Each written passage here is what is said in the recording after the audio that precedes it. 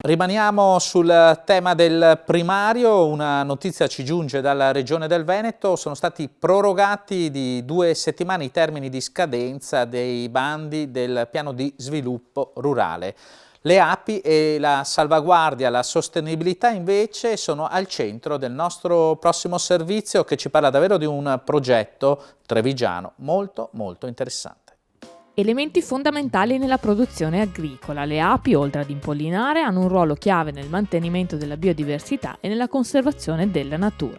Proprio per valorizzare questa risorsa insostituibile nasce il progetto BioShield. Realizzata grazie al PSR della Regione Veneto, l'iniziativa vede come capofila l'azienda Smart Bugs e coinvolge 6 partner che operano in attività di ricerca, sperimentazione e divulgazione dei dati.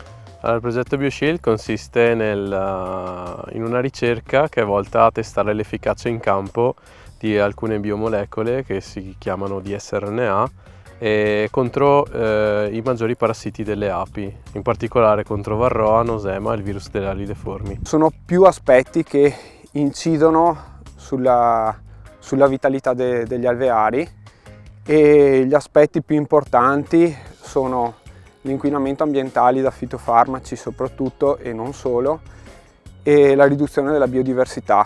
Quindi le monoculture portano sicuramente a una riduzione degli alimenti, quindi dei fiori e dei possibili alimenti per le api.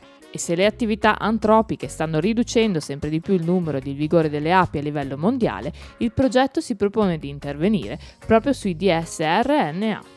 I dsRNA sono delle biomolecole presenti in tutti gli organismi viventi continuamente e vengono prodotti in particolare per assicurare la difesa degli organismi contro attacchi virali oppure fungini o di altri parassiti che possono causare delle patologie negli animali o comunque anche nelle piante, in qualsiasi organismo vivente.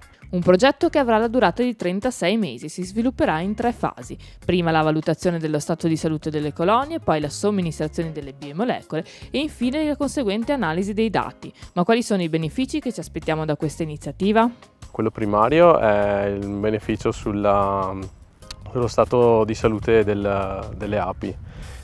Dopodiché questo si ripercuote anche su una maggiore efficacia nell'impollinazione, quindi che si traduce in una maggiore produttività di tutte le produzioni che dipendono dall'impollinazione delle api e per ultimo anche un aumento o comunque un miglioramento della biodiversità grazie proprio alla capacità migliore delle api di riuscire a impollinare le essenze floreali che ci sono intorno.